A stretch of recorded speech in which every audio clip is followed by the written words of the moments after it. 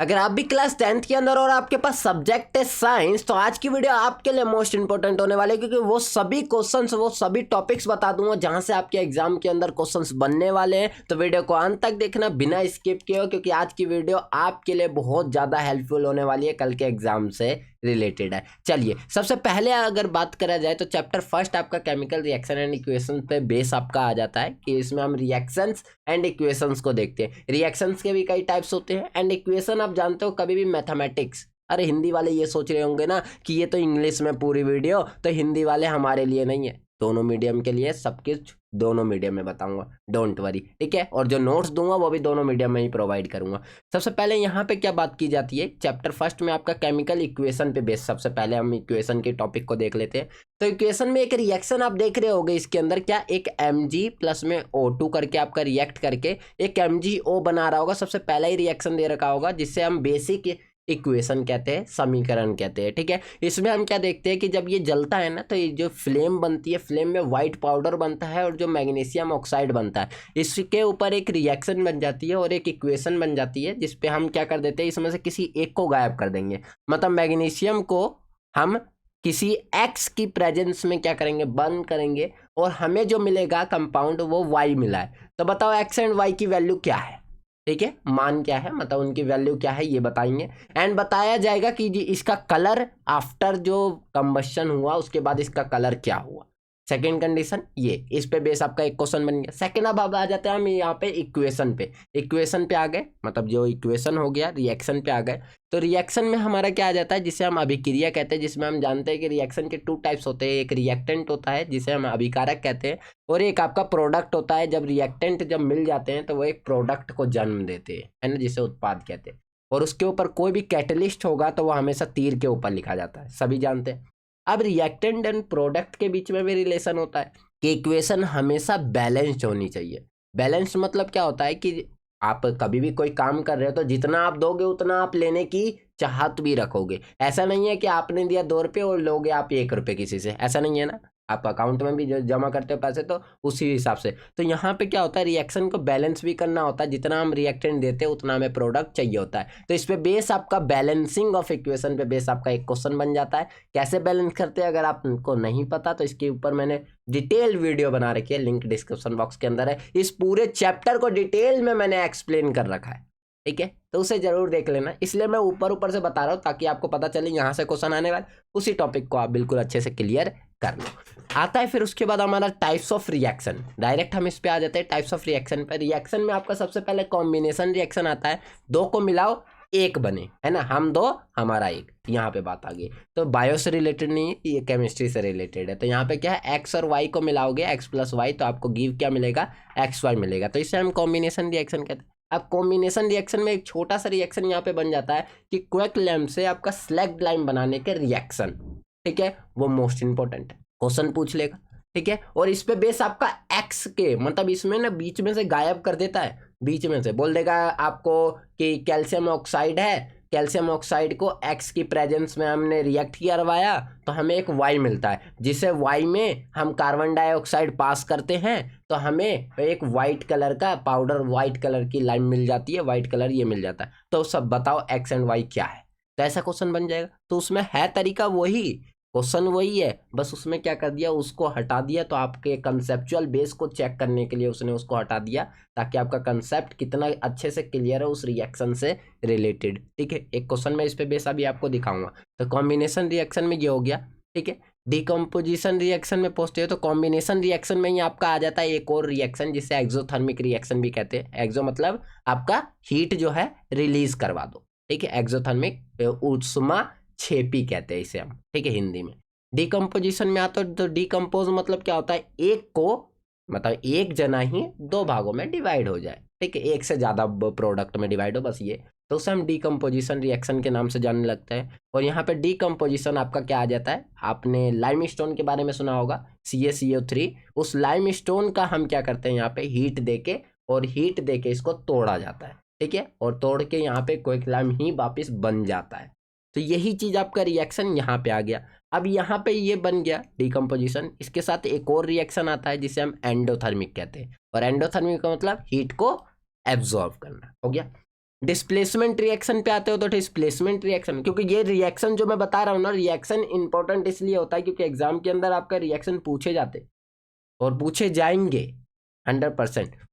Displacement में कोई भी रिएक्शन होगा, डिस्प्लेस करवाने का एक रिएक्शन बता दिया, डिस्प्लेसमेंट रिएक्शन डेफिनेशन के साथ डिस्प्लेस करवा। डबल डिस्प्लेसमेंट आयनों का आपका लेन देन करता है, आयन का एक दूसरे में लेन देन चलेगा। एंडोथर्मिक आप जान गए, ऑक्सीडेशन और रिडक्शन आता है जब एक दूसरे में आपके ऑक्सीडेशन रिडक्शन एक दूसरे में चलने स्टार्ट हो जाते हैं तो उसे रेडॉक्स रिएक्शन कहते हैं। एक ही रिएक्शन में जब दोनों के दोनों वर्क करने लग जाए, ऑक्सीडेशन और रिडक्शन, तो उसे रेडॉक्स के नाम से जानने लग जाते हैं। और यही पूरा आपका चैप्टर यहाँ पे कर देते हैं फिनिश, फर्स्ट चैप्टर के अंदर से जो भी क्वेश्चन आपके बनते हैं। अब देखो मैं यहाँ पे एक आपको स्पेशली सा नोट दिखाता हूँ और जहाँ दिखाऊंगा मैं आपको कि कौन से क्वेश्चंस आपको मैं बता रहा हूँ, कैसे क्वेश्चंस आपके एग्जाम के अंदर बनते हैं और आप कौन से क्वेश्चन देखोगे। और मैंने क्या किया है, आपके लिए इंपॉर्टेंट पूरे ऑल चैप्टरों से इंपॉर्टेंट क्वेश्चन निकाल के मैंने आपको दे दिया है। ये वेबसाइट की लिंक भी आपको डिस्क्रिप्शन बॉक्स के अंदर मिल जाएगी, सभी चैप्टर के क्वेश्चन आंसर सब कुछ है, तो इसका लिंक दिया हुआ है, जल्दी से पढ़ लीजिए। बट ये थोड़ा इंग्लिश में, हिंदी में मैंने यहाँ पे प्रोवाइड किया है। तो यहाँ पे देखो सबसे पहला ये जो चैप्टर फर्स्ट है, इस चैप्टर फर्स्ट में एक रिएक्शन यहाँ पे और है एंड सनलाइट की प्रेजेंस वाला, कि AgCl जो है वो फोटोग्राफी के लिए यूज़ किया जाता है। तो उसके ऊपर देखो क्वेश्चन किस तरीके से बनते हैं। ये सपोर्ट मटेरियल जो है ना, इसमें से क्वेश्चंस आपके बनाए हुए टाइप दिए हुए सपोर्ट मटेरियल में, तो ये क्वेश्चन आपको उस तरीके से बना के आपके माइंड को ना उस तरीके से प्रिपेयर करवा देता है ताकि आपको पता चले कि एग्जाम के अंदर ऐसे क्वेश्चन आने वाले हैं और एग्जाम के अंदर इसी तरीके से आप लिखो। तो जैसे ये रिएक्शन है, तो आपने क्या कहा, एक मेटल सोल्ट है उसे एक्सपोज करना, लाइट की प्रेजेंस में आपने क्या किया, उसे रिएक्ट करवाया। वो मेटल जो था M में टूट गया और गैस X2 में टूट गया। ठीक है, क्वेश्चन ने ये कहा। फिर मेटल M का आपने यूज किस में, ऑर्नामेंट में किया, मतलब एज अ ज्वेलरी टाइप में आप कर रहे हो उसका यूज। और X2 का यूज आप किस में कर रहे हो, ब्लीचिंग पाउडर को बनाने में। तो बताओ वो सॉल्ट का नाम क्या है, और वो ब्लैक एंड व्हाइट फोटोग्राफी में भी यूज होता है। ये सिर्फ आप रिएक्शन याद रखते हो तो आपको तो पता ही नहीं चलेगा कि भैया ब्लीचिंग पाउडर में किसको यूज किया जाता है। तो ब्लीचिंग पाउडर के प्रिपरेशन में आप क्लोरीन का यूज करते हो, और मेटल ज्वेलरी में तो आप जानते हो सिल्वर गोल्ड इन सब का तो यूज होता ही है। तो आपको ये पता चल गया। और सनलाइट के प्रेजेंस में एक ही रिएक्शन होता है, Ag वाला, है ना, याद है ना, Ag वाला और Br वाला। तो उन रिएक्शन में, और वो फोटोग्राफी में भी यूज होता है। तो यहाँ से पता चल गया मेटल कौन है, Ag है, X2 कौन है, Cl2 है। यही पूछा था फोटोग्राफी में, ये हो गया। आइडेंटिफाई करना है AgCl, क्या बनेगा, बस यही बनेगा, यहाँ 2 नहीं लेंगे। ठीक है, और उसके बाद यहाँ पे राइट डाउन करना है रिएक्शन यहाँ से काट करो और यहाँ पे Ag और प्लस में Cl2 में यहाँ पे कर दो, और यहाँ पे सनलाइट लिख देना प्रेजेंस में, कैटलिस्ट के प्रेजेंस। हो गया क्वेश्चन, समझ आया। तो इस तरीके से क्वेश्चन बनते हैं एक्स वाले जो आपके एग्जाम में आते हैं, एक क्वेश्चन जरूर। देन इसके बाद आपका next chapter acid basis and salts के ऊपर आ जाता है। इसमें मैं कहूँगा आपकी डेफिनेशन, न्यूट्रलाइजेशन विद एक एग्जाम्पल आप पढ़ लो। उसके बाद आपका नेक्स्ट आपका एक स्टार्टिंग में आप रिएक्शन देखोगे कि हाइड्रोजन कार्बोनेट के साथ रिएक्शन होता है वाटर का, एंड रिएक्ट होके क्या बनता है, मेटल के साथ रिएक्शन होता है, ये चीज़ हो गई। एंड एक लास्ट में एवरीडे लाइफ के अंदर यूज होते हैं सोडियम सॉल्ट का, सॉल्ट की ब्लीचिंग पाउडर की प्रिपरेशन कैसे होती है, बेकिंग सोडा की रिएक्शन, ठीक है, प्लास्टर ऑफ पेरिस के ऊपर आपके रिएक्शन, प्लास्टर ऑफ पेरिस का यूज कहाँ होता है, सॉल्ट्स का यूज कहाँ होता है, और सॉल्ट्स के नाम क्या है, उनका कॉमन नेम क्या है, आपका साइंटिफिक नेम क्या है, ये सभी चीज इसके अंदर आपसे पूछे जाते हैं। तो सेकंड चैप्टर से ये हो गया। और इसमें एक आपका थियोरेटिकल जैसे प्रैक्टिकल टाइप होता है ना, MCQ बनता है। तो MCQ क्वेश्चंस क्या बनते हैं, उनमें से कुछ आपके एक्टिविटी को उठा लेते हैं और उस एक्टिविटी में से पूछ लेंगे कि ये चीज़ हो रहा है तो इसमें कलर कैसे चेंज होगा, आयन्स कैसे डिवाइड होंगे, ठीक है। तो वो उनके बेस ऊपर आपकी एक्टिविटी पे बेस बनता है, तो वो MCQ टाइप होते हैं। अगर बड़े क्वेश्चन को देखना है तो आपका एसिड बेस में से इन्हीं टाइप्स के आपके क्वेश्चन बनेंगे। मेटल एंड नॉन मेटल में पहुंचते हो तो ये सबसे अच्छा और मज़ेदार सा चैप्टर बोलते हैं, metal and non metal. Starting होते ही सबसे पहले मेटल एंड नॉन मेटल में एक आपको एम्फोटेरिक ऑक्साइड आपको मिल जाएगा डेफिनेशन। वो एम्फोटेरिक ऑक्साइड का आपका एक एग्जाम्पल फर्स्ट हो गया।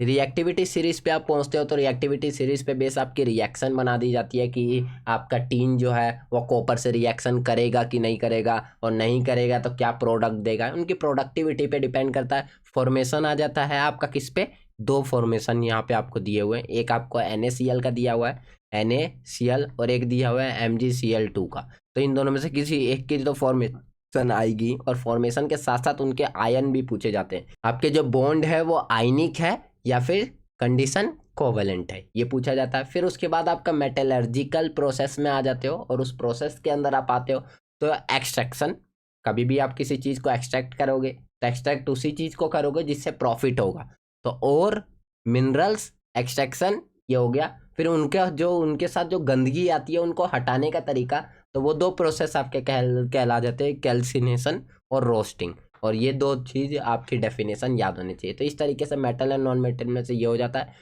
कोरोजन से किसी मेटल को कैसे बचा सकते हो उसके ऊपर आपकी बात आ जाती है, ठीक है। ये चैप्टर आपका यहीं पे हो जाता है, फिर फिनिश। इसके बाद नेक्स्ट चैप्टर पे जब आते हो आप, नेक्स्ट चैप्टर याद रखना, आज तक आपके एग्जाम में क्वेश्चन आए हैं, अभी भी आएगा, नेक्स्ट एग्जाम में भी आएगा, जरूर आएगा, याद रखना। तो इसलिए क्वेश्चंस को जरूर करना ही। इसके बाद आपका लाइफ प्रोसेस में तो आप जानते हो कि सबसे पहला हमारा एक लिविंग बीइंग है, बेसिक कॉन्सेप्ट ऑफ न्यूट्रिशन, खाने को खाना। फिर आप खाना खा रहे हो तो उसके साथ ऑक्सीजन भी लोगे, ऑक्सीजन आपका उसको क्या करेगा, डाइजेस्ट करने में काम करता है। ट्रांसपोर्टेशन, आप एक जगह से दूसरी जगह पहुंचाने में, जैसे प्लांट के अंदर देखो तो जाइलम और फ्लोएम होते हैं, वैसे ही ट्रांसपोर्टेशन हमारा हार्ट करता है। तो हार्ट में आपका एक डबल सर्कुलेशन होता है, एक सिंपल सर्कुलेशन होता है। फिर आपका एक जो आपकी किडनी होती है वो किस तरीके से एक्सक्रीट करवाती है सभी चीज़ों को, उसके ऊपर। तो सबसे पहले बेसिक में आ जाओ, तो बेसिक में आपका जो सिंपल से हॉर्मोन्स के नेम है उनका पता होना चाहिए आपके, डाइजेशन में कौन सा, सलाइवा में कौन सा आपके हॉर्मोन्स होते हैं। सेकंड कंडीशन रेस्पिरेशन में आते हो तो एक होता है एरोबिक और एक होता है एनारोबिक, दोनों के बीच में डिफ्रेंशिएट बन जाता है। आप न्यूट्रिशन के अंदर ही आप देखोगे तो एक आपका होता है सिंपल सा कि लास्ट में आप एक्सक्रीशन के अंदर आ जाता है। नेफ्रॉन का आपका एक पिक्चर है, डायग्राम, वो आपको पता होना चाहिए, ठीक है। नेफ्रॉन का ट्रांसपोर्टेशन में ये चीज़, और लास्ट में किडनी का भी बना हुआ होगा आपको, ठीक है, एंड यूरिन सिस्टम का भी बना हुआ होगा। वो पिक्चर्स आपको पता होना चाहिए क्योंकि आपका एक ना एक एग्जाम आपका आने वाला है, और वो बना हुआ आता है, बस आपको लेवल करना होता है, ए पार्ट को क्या कहेंगे, बी पार्ट को क्या कहेंगे, सी पार्ट को क्या कहेंगे, ये सभी चीज़। तो ये आपके ये बन जाते हैं। एक रिएक्शन होगा आपका ग्लूकोज से पायरुवेट बनने का, वहाँ पे आपकी ए जो रिएक्शन होती है उस रिएक्शन का मटेरियल क्या क्या, फोटोसिंथेसिस में क्या क्या मटेरियल के जो रिक्वायरमेंट होती है वो मटेरियल, वो सभी चीज़ क्वेश्चन इस पे रिलेटेड आपके पूछे जाते हैं लाइफ प्रोसेस के अंदर। देन इसके बाद आते हैं हम कंट्रोल एवं coordination in animal and plant के अंदर। एनिमल के अंदर कैसे हम कंट्रोल करते हैं और प्लांट के अंदर कैसे हम कंट्रोल करते हैं, उसके ऊपर बातें आती है। बातें करना और क्वेश्चन को समझाना, दोनों में डिफरेंस होती है। तो यहाँ पे क्या किया जाता है, प्लांट के अंदर भी हार्मोन्स एक चीज़ है जो आपको कंट्रोल करके रखते हैं, कैसे आपकी हाइट बढ़नी है, कौन नाटा रहने वाला है, कौन गिट्ठा रहने वाला है, कौन आपका लंबा रहने वाला है, किस तरीके से आपकी जो आपकी रूट्स है वो किस तरीके से फैलने वाली है, ये सभी आपका एक ही करता है। किस टाइम पे आपके फल पकने वाले, तो आपके हार्मोन्स ही है, ऑक्सिन हार्मोन्स हो गए, आपके जिबेरेलिन हो गए, तो ये सारे हार्मोन्स ही आपके इसके अंदर काम करते हैं। जैसे आपके बॉडी के अंदर देखा जाए तो एनिमल के अंदर, एनिमल मीन्स यहाँ पे ह्यूमन बींग्स आती है एनिमल्स के अंदर, तो ह्यूमन बींग्स के अंदर भी आप देखोगे कि 12 साल के बाद उनके बॉडी स्ट्रक्चर में चेंजेस आनी स्टार्ट हो जाती है, जिसको हम एडल्सन का एज कहते हैं, किशोरावस्था का एज कहते हैं, जिसमें हमारे बॉडी में चेंजेस आने स्टार्ट करते हैं, वो भी हॉर्मोन्स के ही कारण से होते हैं, है ना। तो ये आ जाता है। फिर हमारा एक आ जाता है कि आपका ब्रेन है, ब्रेन के आपके क्या क्या फंक्शंस होते हैं, उन फंक्शन पे डेफिनेशन आ जाती है। डेफिनेशन मीन उन फंक्शन को डिफाइन करना, फंक्शन क्या क्या है। ये सारे क्वेश्चंस आपके कंट्रोल एवं कोऑर्डिनेशन से बन जाते हैं, ठीक है, ये कंट्रोल एवं कोऑर्डिनेशन के पार्ट हो जाते हैं। फिर इसके बाद जैसे ही आप इसमें चले जाते हो, आ जाते हो लाइट के अंदर। Light is most important topic कह सकते हो या मोस्ट इंपॉर्टेंट थिंग कह सकते हो जो आपके इस एग्जामिनेशन व्यू से है, क्योंकि आपके एग्जाम के अंदर यही है जो आपके मार्क्स को खींचने के लिए आपका काम करेगा। सबसे पहला आपका लाइट के अंदर आ जाता है reflection of light, curve surface आपका। ये बच्चों वाले होते हैं कि हम क्या बच्चे पढ़ते हैं कि मिरर कितने टाइप के होते हैं, लेंस कितने टाइप के होते हैं, है ना। तो ये आपके 8th क्लास में पढ़ के आए हुए हैं, तो ये बच्चों वाले क्वेश्चन नहीं पूछते। हाँ, एक क्वेश्चन पूछेगा, जरूर पूछेगा आपसे कि एक रिलेशन बताओ कि रेडियस ऑफ कर्वेचर और फोकल लेंथ के बीच में रिलेशन क्या है। तो आप बचपन नहीं, ये बड़े वालों के क्वेश्चन आ गए, है ना। तो ये चीज़ आ जाते हैं इसमें। फिर इसके बाद जैसे ही आप कर्वेचर और इसके बीच में देख लो, फिर फोकल लेंथ, आपके रे डायग्राम, सारे रे डायग्राम आपको अच्छे से आने चाहिए।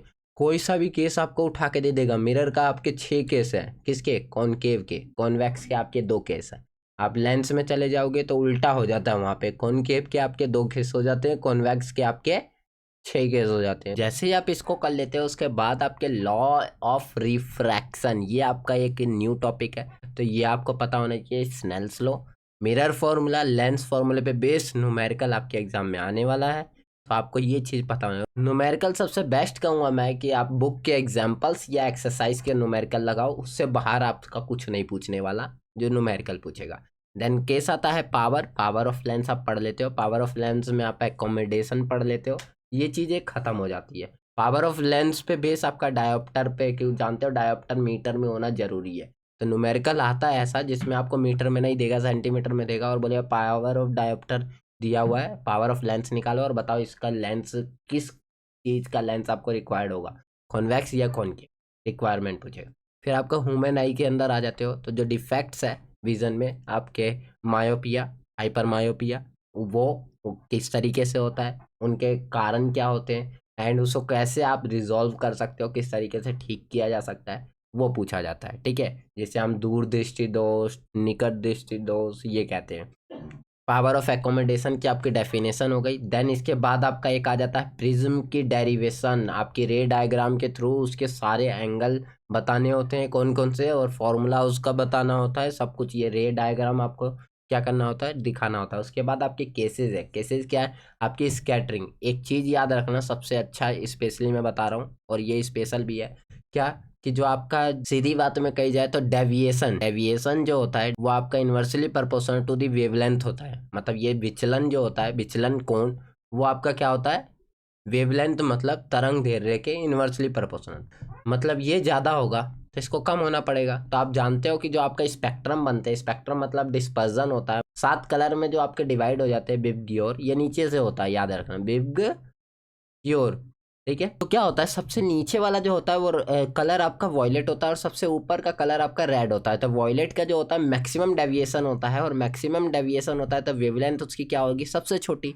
तो वेवलेंथ उसकी सबसे छोटी होगी। ठीक है, सेकंड कंडीशन रखी जाती है क्या, जब आपका वेवलेंथ हाईएस्ट हो जाएगा तो आपका लीस्ट डेविएटेड में आ जाएगा, और लीस्ट डेविएटेड वाले कौन होंगे, आपके रेड कलर। तो लीस्ट डेविएटेड में रेड कलर आता है, और वॉयलेट कलर जो होता है वो आपका मोस्ट डेविएटेड में आता है। ये हो गया। अब इसके बाद क्या होता है, स्कैटरिंग ऑफ लाइट। ठीक है, सबसे लास्ट में आप केसेस पढ़ोगे ना कि आप कौन सा ब्लू किस कारण से दिखाई देता है स्काई, तो वहाँ पे ये चीज़ कॉन्सेप्ट आपका बहुत अच्छा काम करता है कि scattering of light is inversely proportional to, यहाँ कोचीज लॉ के अकॉर्डिंग होता है ये, आपका लैम्डा की पावर 4 के होता है। ठीक है, मतलब 4 टाइम्स के बराबर होता है। ठीक है, तो हम क्या देख रहे हैं कि जो स्कैटरिंग एंगल है वो लैम्डा की पावर 4 की है। तो लैम्डा किसका सबसे ज़्यादा है, आपका लैम्डा अगर देखा जाए तो आपका लीस्ट डेविएटेड ये है, तो लीस्ट डेविएटेड ये है तो लैम्डा इसका सबसे ज़्यादा होगा, तो इसका सबसे ज़्यादा है लैम्डा रेड का। तो ये आपका स्कैटरिंग बहुत कम होगा, और स्कैटर बहुत कम होगा, तो इससे ये पता चल गया कि डेंजर कलर रेड क्यों होता है, वो स्कैटर ही नहीं होगा। अगर स्कैटर हो गया तो हम यहाँ से लाइट मारेंगे वो तो स्कैटर ही हो जाएगा, सामने वाले को दिखेगा ही नहीं, और उसे कैसे पता चलेगा कि डेंजर है यहाँ पे, है ना। तो स्कैटरिंग कलर को रेड रखने का रीज़न यही है कि वो स्कैटर नहीं होता, और वो जिसको दिखना है वो दिख जाता है। वो आपका ऊपर चले जाओगे, स्पेस के अंदर भी चले जाओ तो स्पेस में भी आप क्या देखोगे, वहाँ पे आपको लाइट नहीं दिखती। स्पेस के अंदर बोलते हैं स्पेस ब्लैक क्यों दिखता है, सबसे पहला क्वेश्चन। तो स्पेस ब्लैक दिखने का रीज़न है वहाँ एटमॉस्फेयर नहीं है, और वहाँ पर रिफ्रैक्शन नहीं होता है, या एटमॉस्फेरिक रिफ्रैक्शन भी नहीं होता है, और केस जो है सेकंड कंडीशन स्कैटरिंग भी नहीं हो। तो ये केसेस आपको पता होने चाहिए कि ब्लू स्काई क्यों दिखता है, 2 मिनट पहले क्यों सूरज उग जाता है या सनराइज हो जाता है या सनसेट हो जाता है, ट्विंकलिंग क्यों होती है आपकी स्टार की। तो ट्विंकलिंग का रीज़न यही होता है कि आपका जैसे यहाँ पे सपोज ये स्टार है, ठीक है, यहाँ पे स्टार है, और आप ये सरफेस पे यहाँ पे आप खड़े हो, ठीक है, ये आप सरफेस पे यहाँ पे खड़े हो अर्थ के सरफेस पे। तो आप जब इसको देख रहे हो ना तो ये एटमॉस्फेयर यहीं तक है, एटमॉस्फेयर यहाँ तक है, और उसके ऊपर एटमॉस्फेयर नहीं। तो ये लाइट यहाँ से आई, और ये होता है रेयरर, और ये होता है आपका डेंसर। एटमॉस्फेयर को डेंसर कहा जाता है, रेयर। तो रेयर से डेंसर में जब भी कोई लाइट आती है ना, तो लाइट सपोज इस डायरेक्शन में आ रही है, तो यहाँ पे एक नॉर्मल ड्रॉ किया जाता है, और वो क्या हो जाती है, नॉर्मल की ओर क्या हो जाती है, झुक जाती है। तो नॉर्मल की ओर झुक जाएगी तो वो ऐसे घुस जाएगी। तो इसका एक्चुअल पाथ, इसका मतलब क्या है, देखो इसको अगर दिखना चाहे तो अगर हम एक्चुअल पाथ देखें तो इसका एक्चुअल पाथ ये वाला है, इस साइड वाला, ये वाला। लेकिन हमें अगर रिफ्रैक्शन हुआ है तो अब जो लाइट दिखने लगी वो किस डायरेक्शन में दिखने लगेगी, हमें सिधाई में देखा जाए तो इस डायरेक्शन में। तो ये स्टार यहाँ पे एक्चुअल में, लेकिन अब हमें क्या दिखेगा, यहाँ दिखेगा। तो इसी कारण से ये ट्विंकलिंग होना स्टार्ट करता है कि आसपास आसपास दिखना स्टार्ट हो जाते हैं। तो ये आपका इसका रे डायग्राम बन जाता है ट्विंकलिंग का, ये यहाँ से आपके ये दोनों चैप्टर लाइट के हो जाते हैं खत्म, बच जाता है आपका एक आवर इन्वायरमेंट। और आवर इन्वायरमेंट में से मैं कहूँगा सिंपल सा एक आप ओजोन का, आप नेसेंट ओजोन का आप रिएक्शन पढ़ लो। उसके बाद आपका नेक्स्ट आपका वहाँ पे दे रखा होगा biodegradable, non biodegradable, biotic, abiotic, इनके बीच में एक फूड चेन बनाना कोई सा भी देगा, ट्रॉपिक का दे दे, कोई सा भी एक फूड चेन आपको बनाने के लिए देगा ही देगा। इस पे बेस आपका पूरा का पूरा चैप्टर बन जाता है। ये पूरे सिलेबस का मैंने आपको जो भी इंपॉर्टेंट क्वेश्चन बनने वाले और आपके एग्जाम में आने वाला है, इससे बाहर कुछ नहीं आने वाला, यही आपके एग्जाम में आएगा। तो ये वीडियो कैसी लगी नीचे कमेंट बॉक्स में बताना, अच्छी लगी तो अपने दोस्तों के पास जरूर शेयर करना। और वीडियो के जो नोट्स है और जो मैंने सिलेबस आपको पहले से कवर करवा रखे, ये सभी टॉपिक्स करवा रखे हैं मैंने, उसके लिंक भी मैंने डिस्क्रिप्शन बॉक्स के अंदर दे दिया है, जिससे आप कवर कर लो, कम टाइप में स्मार्ट स्टडी करो। मिलते हैं नेक्स्ट वीडियो में ऐसे धमाकेदार मजेदार टॉपिक के साथ। जिसने टेलीग्राम ग्रुप ज्वाइन नहीं किया अभी तक हमारा, उसे ज्वाइन कर ले, क्लासेस की लिंक वहां पे उससे पहले मिल जाया करती है। Take care and thanks for watching.